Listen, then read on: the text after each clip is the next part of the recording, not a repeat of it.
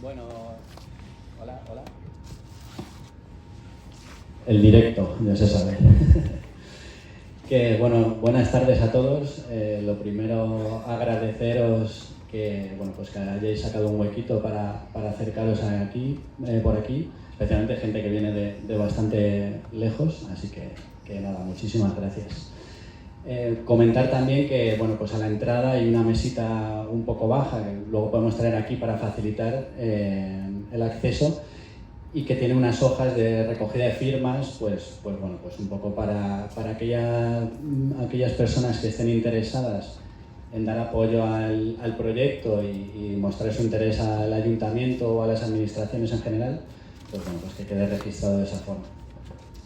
Quería dar gracias también al Ayuntamiento de Robledo por su apoyo en la organización de la jornada.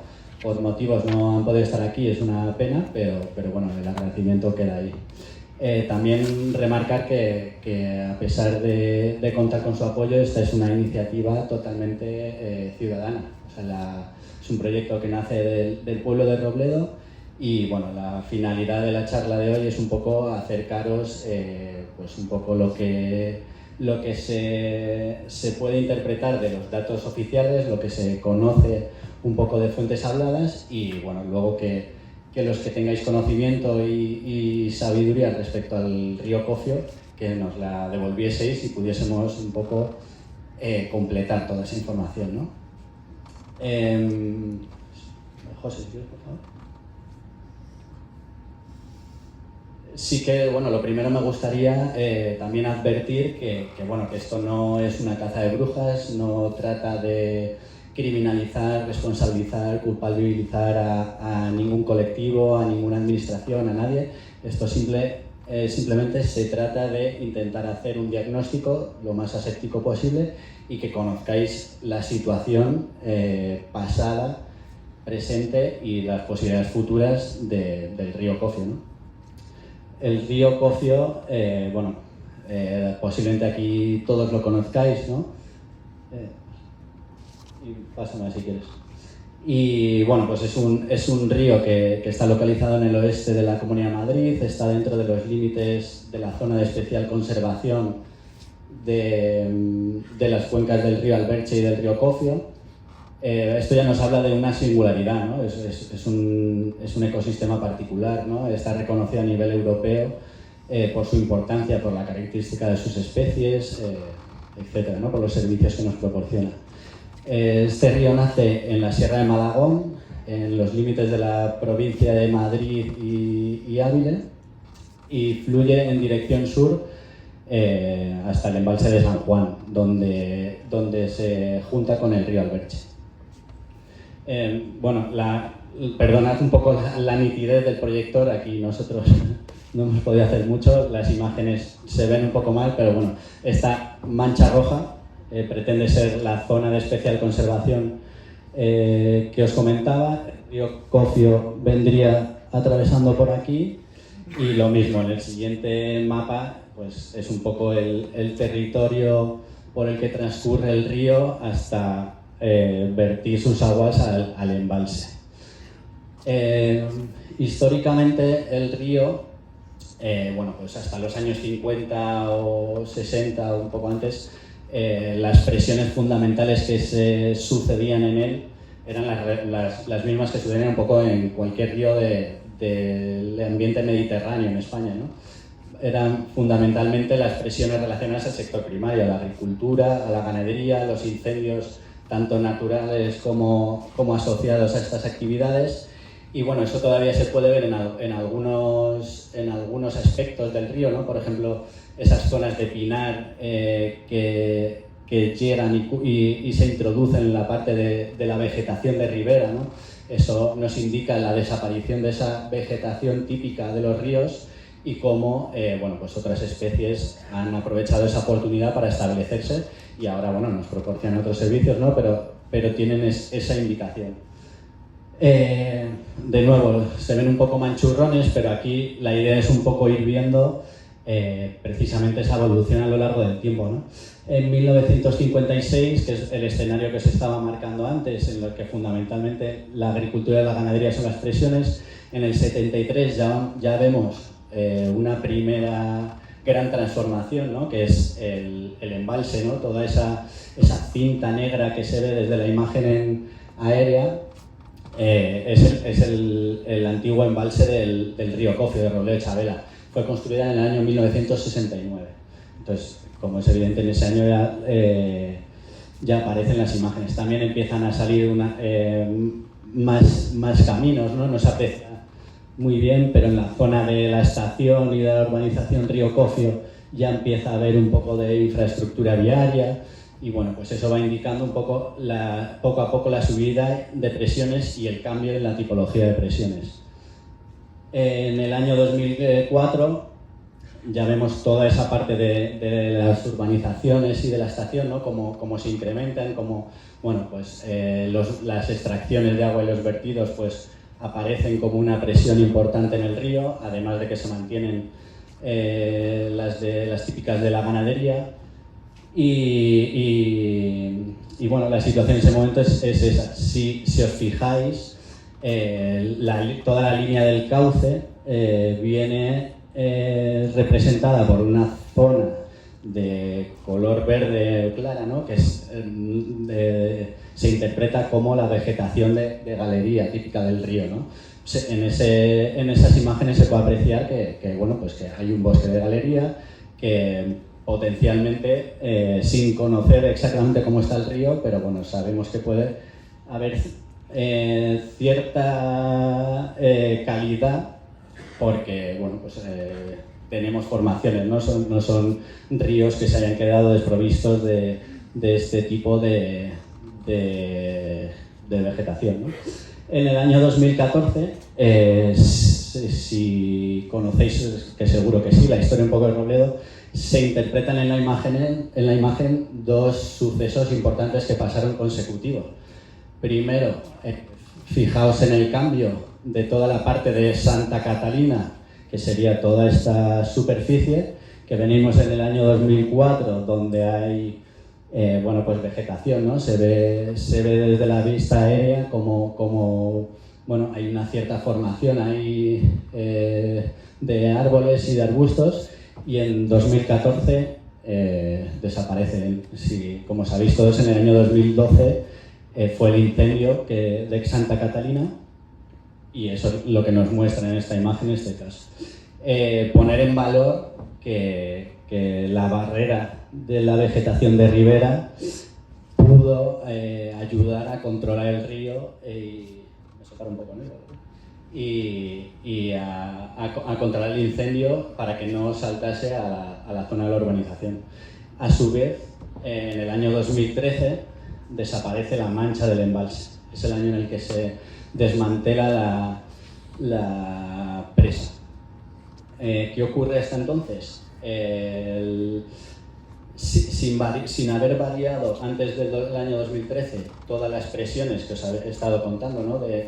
Procedentes del sector ganadero, de las poblaciones y demás, la presa estuvo haciendo de barrera en la continuidad ecológica para que, digamos, estos contaminantes pudiesen desaguarse pues, hasta el mar, hasta el embalse, hasta donde llegan, ¿no? Se fueron acumulando en la presa del río Cofio.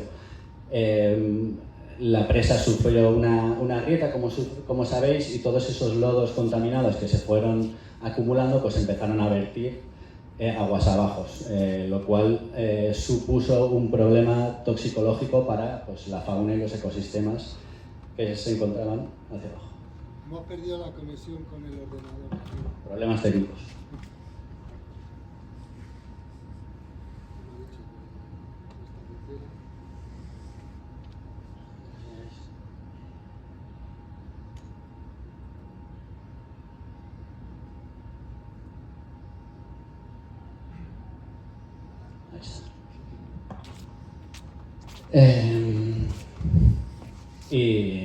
Y bueno, vemos que sigue aumentando la zona de urbanizaciones, ¿no? Y la presión urbanística en torno al río, y en el año 2020 pues, bueno, pues tenemos prácticamente la misma foto, la misma situación que ocurre a día de hoy.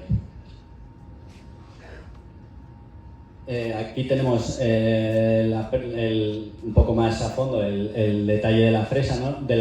La situación antes del derribo, bueno, pues cómo esos vertidos, esa fisura afectó sobre la calidad de las aguas y la situación en el momento para que yo no la conocí, por ejemplo, yo no estaba por aquí en esa época, y cómo estaba según se demolió la presa y cómo está hoy, ¿no? O sea, es una imagen súper clara de la rapidez de recuperación que tienen estos ecosistemas y de la resiliencia, ¿no?, que muestran.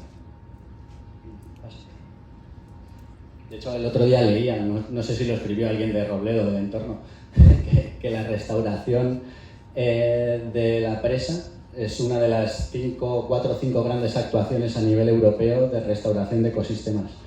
Y bueno, pues es bastante significativo. No sé si habrá habido algún listado más actualizado, alguna actuación más grande a día de hoy, pero es interesante. Estas gráficas que, bueno, se ven muy mal, pero al final los ríos, para conocer la calidad de los ríos, se utilizan una serie de indicadores que ayudan a caracterizar, ¿no?, la calidad de unos indicadores miden la calidad de agua, otros de la vegetación, la forma del río, la fauna, la presencia de fauna, tanto peces como los bichitos, ¿no?, lo que los frikis llamamos macroinvertebrados. Y nada, estos indicadores lo único que nos orientan es en eso, en categorizar cómo se encuentra el río. Están señalados en rojo precisamente los fosfatos, que son productos químicos derivados de ciertas actividades económicas humanas, y la concentración de oxígeno en agua, que al final está bastante ligado tanto a los fosfatos, a este tipo de nutriente, como a la temperatura del agua. A mayor temperatura el oxígeno se emite, el oxígeno del agua se separa del agua y llega a la atmósfera. Se manda a la atmósfera. Esto es limitante para aquellas especies que necesitan una mayor calidad, una mayor presencia de oxígeno en el agua, es un carácter limitante.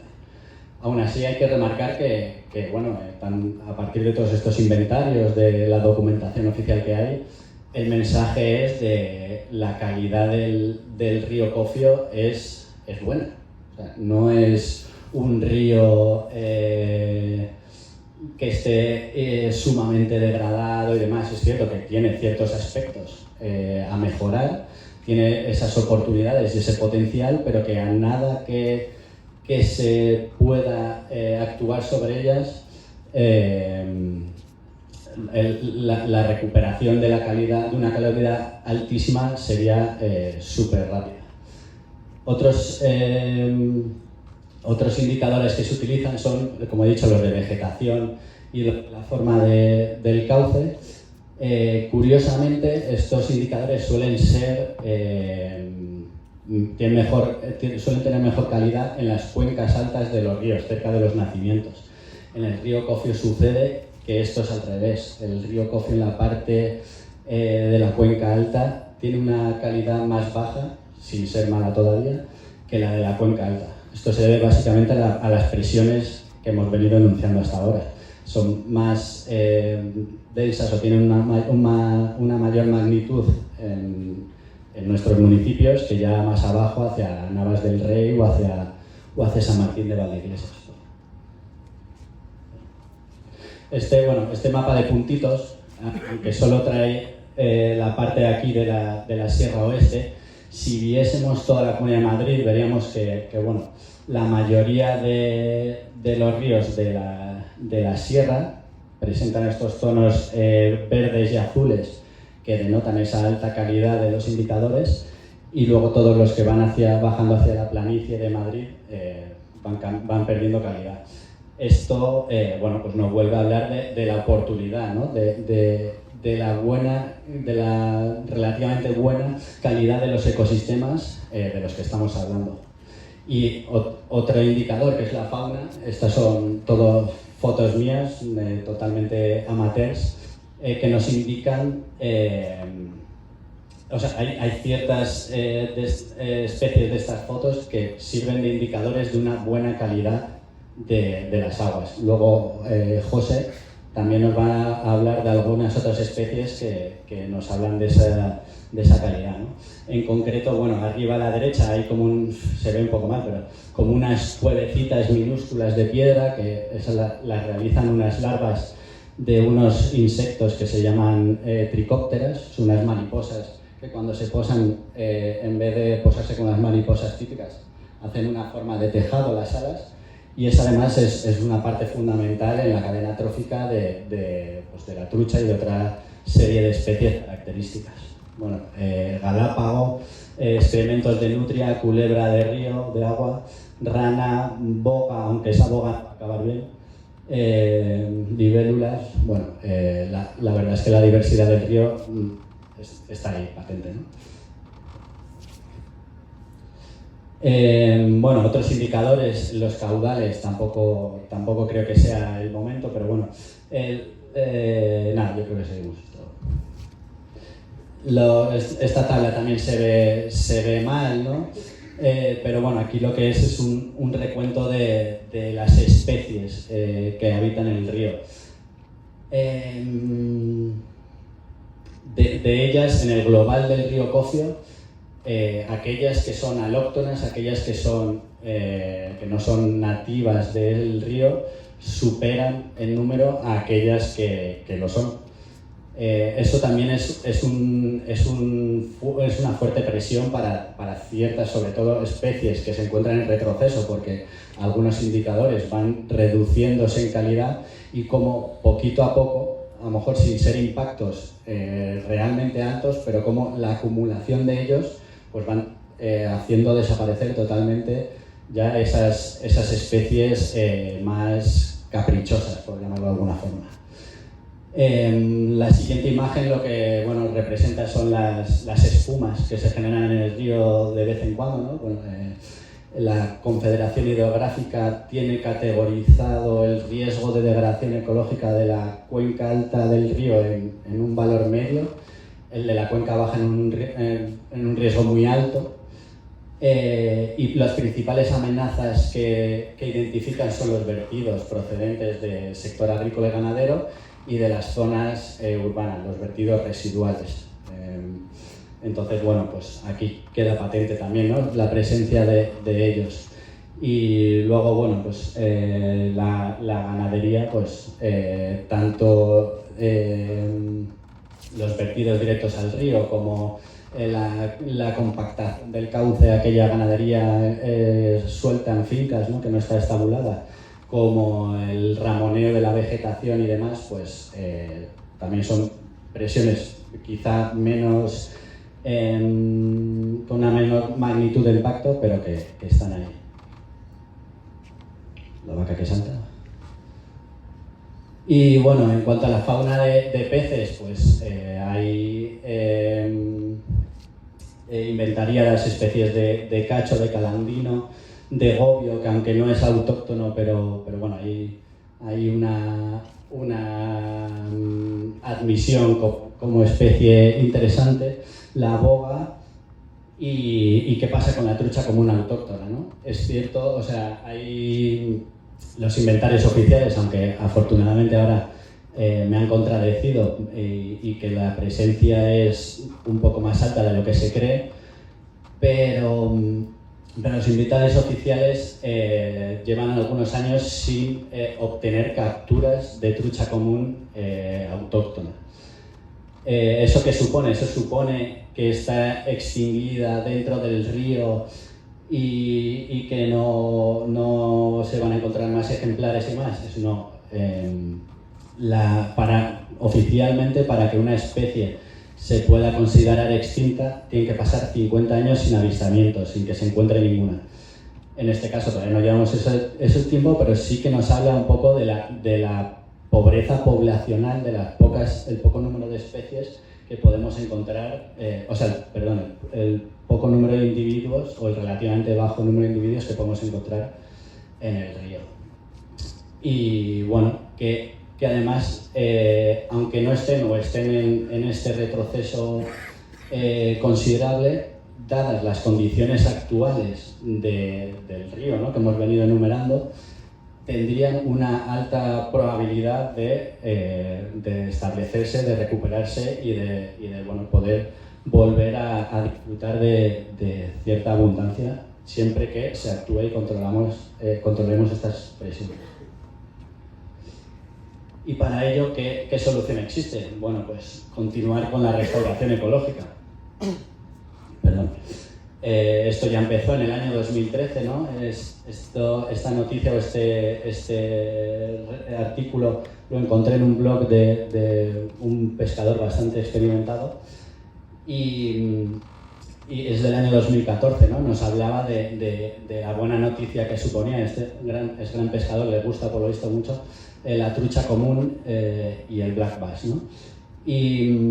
Y hablaba el paso importante que suponía el desmantelamiento de la presa, pero la necesidad de continuar, ¿no?, de seguir con ese proceso de restauración, de potenciar y facilitar la recuperación de ciertas especies. Y para ello la solución que hay es esa, la restauración ecológica, continuar con un proyecto. Pero bueno, hemos visto, o yo lo que me he encontrado, o lo que hay publicado y demás, que no digo que no exista esa información, y posiblemente en el ámbito de un proyecto más establecido y demás se podría llegar a facilitar esta información procedente de administraciones u organismos, pero a día de hoy publicada la información es escasa. Entonces, lo primero que se necesita para actuar es conocer. Necesitamos saber cuál es la situación exacta, qué especies y poblaciones de especies exóticas invasoras se encuentran en el río, ¿no? El bisón americano, por ejemplo, es una gran amenaza para especies de este tipo, como la trucha común. Sitios de frezadero, qué oportunidades hay, las ganaderías, los vertidos, dónde ocurren exactamente, cuáles son las calidades reales del río, haciendo los inventarios cuando se tienen que realizar. Se realizan, lo suyo es en verano, que es cuando hay menor nivel de agua y la concentración de contaminantes es más limitante. Necesitamos saber. Lo siguiente, a raíz de ello, sería proponer. Ya, vale, tenemos esto, no tenemos esto, hay que hacer aquello. Para los vertidos, por ejemplo, se pueden establecer barreras verdes, filtros verdes con vegetación localizadas en ciertos puntos que sean capaces de retener esos contaminantes, un poco como se hablaba al principio de la jornada y cómo se hizo para retener los lodos procedentes del desmantelamiento de la presa, ¿no? Ahí está. En función del primer paso sería realizar con más detalle o analizar con más detalle el segundo paso. Pero además es súper importante, a día de hoy además las corrientes internacionales se mueven un poco por esta línea, y es poner en valor. Y poner en valor, aparte de hacer jornadas como la de hoy, que se financien proyectos y de dar a conocer la situación, es dar a conocer y cuantificar, no monetariamente, pero sí en unas unidades que se entiendan a nivel general, qué servicios nos está proporcionando el río. O sea, no estamos hablando de recuperar la trucha común porque sí, sino porque eso va acompañado de una mejora en la calidad del río que nos deriva en unos servicios de mayor calidad que nos proporciona a nosotros. Nos proporciona agua superficial de mayor calidad, agua para beber. Nosotros nos abastecemos de ese agua. La ciudad de Madrid se abastece de ese agua, todos los pueblos de la comarca, de la zona. Mejor calidad y recarga de acuíferos, súper necesario para las reservas de agua, especialmente con los episodios de altas temperaturas que se dan en verano ahora y con la nueva orientación del cambio climático. Lo veíamos antes cuando hablaba del incendio forestal del 2012, protección frente a incendios forestales. Es una barrera natural que tenemos perfectamente localizada en el límite del pueblo y que nos sirve como protección, como defensa, y de incendios, por aquí sabemos un poco, pasan relativamente a menudo. Bueno, también supone un desarrollo económico para la zona.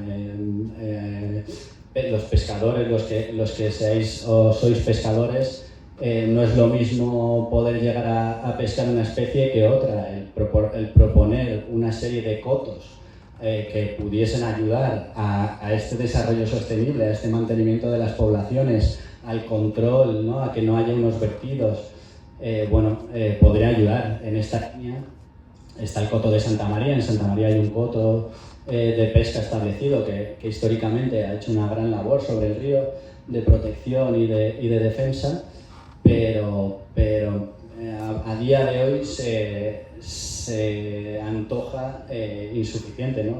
Vemos que hay que seguir dando pasos e intentar mejorar, ¿no?, esta situación. Protección contra inundaciones. En septiembre lo vimos, ¿no?, la Dana, como aquí nosotros afortunadamente el río está metido en el cañón y el pueblo está relativamente alto, pero bueno, hemos visto lo que ha pasado por los vecinos, ¿no? El puente de Valdemaqueda.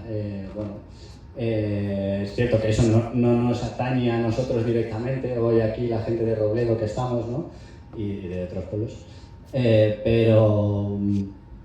pero bueno, hay que ser empáticos, ¿no? Es decir, aguas abajo sucede. Nosotros lo que le hacemos al río llega a Valdemaqueda, llega a Cebreros.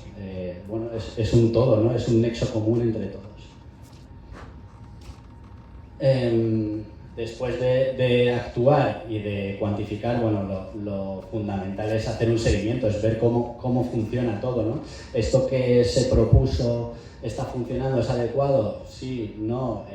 Nos equivocamos al proponer cosas siempre.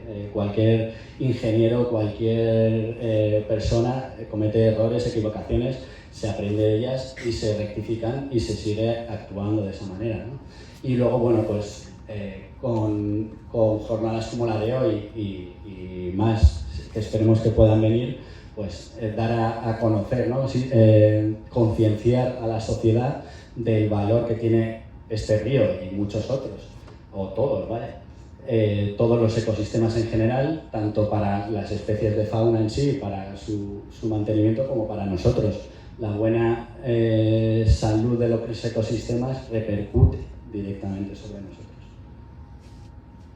Y por terminar, pues claro, si hubiese aquí el ayuntamiento, me imagino que habría risas nerviosas. ¿Quién paga todo esto? Y bueno, pues entre estas tres entidades, por llamarlo de alguna forma, ¿no?, u opciones, que son las administraciones públicas, las convocatorias y financiación privada, ¿no?, a partir de la responsabilidad social corporativa, que es un punto que está cogiendo mucho auge ahora mismo. Hay una serie de opciones intermedias que de momento estamos comenzando a valorar con el Ayuntamiento de Robledo, pero que sin duda la parte fundamental en este caso es este pie, ya no por la financiación en sí, sino por el apoyo. Todo lo que se proponga hacer en Robledo, si Valdemaqueda no está de acuerdo, o Santa María o alguno de los municipios no va a participar, posiblemente esto acabe en punto muerto. Y por lo demás, yo he terminado con mi parte. Sí que, traía un vídeo por si acaso daba tiempo, pero si no... Otra vez, ¿no? Yo he terminado, vamos. Traía un vídeo de la Confederación y demás del Duero, pero si metéis en YouTube Confederación del Duero Restauración Fluvial, aparece, son 10 minutos, es bastante interesante. Y luego, también contar que en esta línea de la restauración, en diciembre del año pasado, se concedió un proyecto con fondos europeos, fondos Next Generation, para eliminar esta estación de aforo entre los municipios de Cebreros y de Navas del Rey. Entonces, bueno, pues continuando con esa línea, creo que sería fundamental y sería muy interesante pues proponer restauraciones más integrales y a otra escala. Gracias.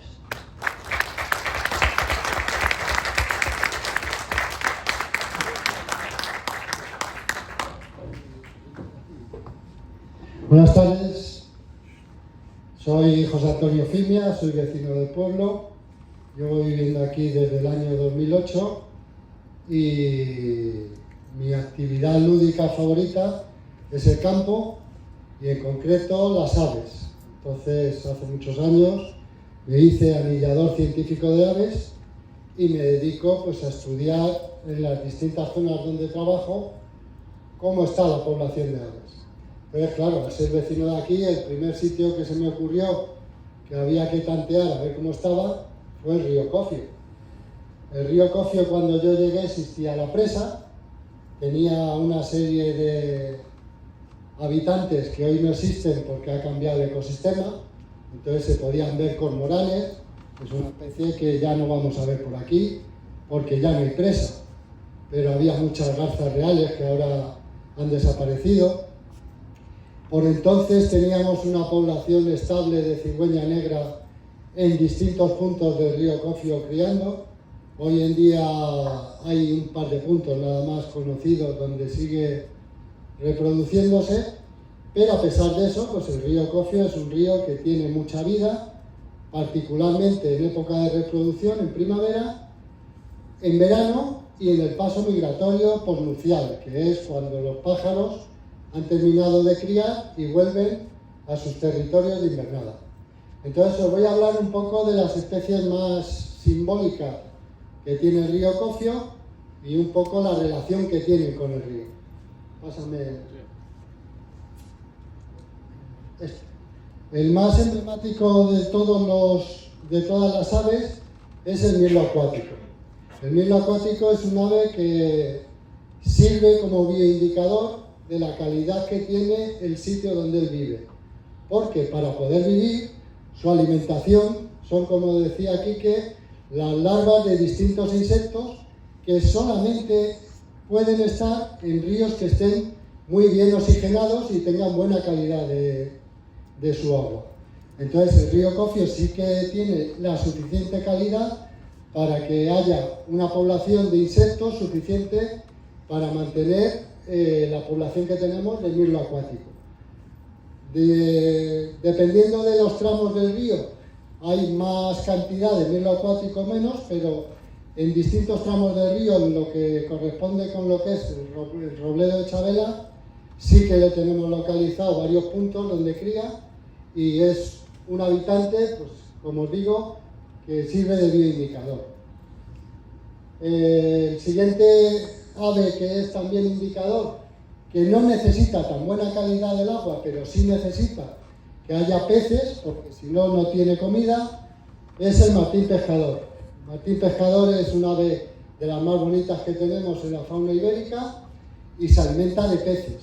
Entonces, en el río Cofio hay suficiente pesca para que haya una población suficiente de mirlos acuáticos.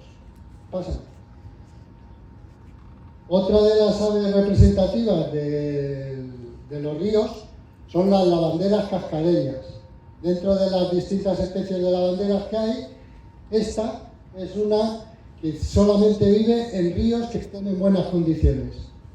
Y en el río Cofio pues también la tenemos. Luego dentro de los cauces del río hay bastante más variedad de población de especies. Y en el río Cofio pues tenemos la gallineta común, que es un ave típica de ríos que estén en buenas condiciones. Pasa. También tenemos el ánade real, que es fácil de ver porque eso lo habrá visto más de uno. Si ha bajado el río, en cuanto te acercas al río, si están por allí, levantan el vuelo y son muy fáciles de distinguir por el aspecto que tiene, particularmente los machos, que son muy llamativos. Pasa. Cuando llega el verano, aumenta mucho la población de aves porque vienen a reproducirse muchas aves de las que han estado todo el invierno en África. Entonces aquí en el río Cofio pues es muy fácil de ver, no solo en el río, sino sobrevolando por nuestras casas los abejarucos, que tienen un reclamo muy característico, y una vez que lo has escuchado, solamente con oírlo dices, ya están por ahí los abejarucos, y cuando tienes la oportunidad de verlo de cerca, como veis, todas las fotos que he puesto son fotos de pájaro en mano. Si os fijáis, tienen todos una anilla metálica, que es la que le coloco yo para estudiar la población y hacer el seguimiento de qué individuos son los que vuelven al sitio donde los he anillado. Las fotos está prohibido hacerlas si no es con anilla metálica en mano, lo que quiere decir que un pájaro no se puede capturar si no es con fines científicos y luego volverlo a soltar. Por eso las fotos que veis se ven las anillas. Otro de los que vienen a vernos, que son de los más llamativos, es la oropéndola. Me venía el nombre en latín y no me sale. Y bueno, pues es otra de las aves que son muy bonitas y que en el río Cofio todos los años la capturo para el anillamiento y sigue viniendo. Entonces, tenemos una buena población. Estas son las más representativas, pero no me voy a extender de contaros todas las especies que crían en el río porque os voy a aburrir. He hecho una selección de las más llamativas para simplemente deciros que el río Cofio goza de buena salud como río y que alberga una gran población de aves en época de reproducción y es un punto de parada importante para las aves migradoras. He dejado la cigüeña negra como última para hablaros un poquito más de este ave, que es un ave que habrá gente que ni siquiera conoce que existe, la cigüeña negra, y es pariente de la cigüeña blanca, que es la que conoce todo el mundo, pero a diferencia de la blanca, que vive cerca del hombre, la cigüeña negra es muy esquiva y lo que busca son rincones donde no se la moleste. Pero es un ave que fundamentalmente la dieta es peces. Lo que más come es peces y en época de reproducción la alimentación de los pollos son peces. Además de ello, pues come culebrillas de agua, distintos anfibios, o sea, cualquier cosa que se le arrime al pico lo va a aprovechar y se lo come. Pero básicamente son peces. Entonces, la población de cigüeñas negras ha disminuido no porque no haya comida sigue habiendo, pero sí que hay más presión. Cada vez somos más los que vivimos a los ríos, cerca de los ríos a vivir, y a la gente le gusta mucho meterse por los sitios, y si se acercan las zonas donde cría la cigüeña negra, esas molestias, dependiendo de la época de reproducción que la pille, pues puede ocasionar que se vayan del sitio y no vuelvan. Entonces, bueno, pues hay nidos conocidos de hace mucho tiempo que venían todos los años, han dejado de venir y una de las causas fundamentales ha sido la presión. Entonces, es muy importante que salvemos los ríos, pero sobre todo es más importante que respetemos que los que viven allí son los que están allí. Nosotros solamente vamos de visita y cuando vamos de visita pues hay que ser respetuoso con el entorno y tener en cuenta esto. No hay que molestar a ningún tipo de animal, no hay que tocar la vegetación porque todas las plantas son importantes y tienen su valor. Y básicamente esto es lo que yo quería contar. Entonces, si estáis interesados en algo concreto y queréis preguntar algo, pues si estoy preparado para poderoslo contar, os lo cuento. Pero no me quiero enrollar.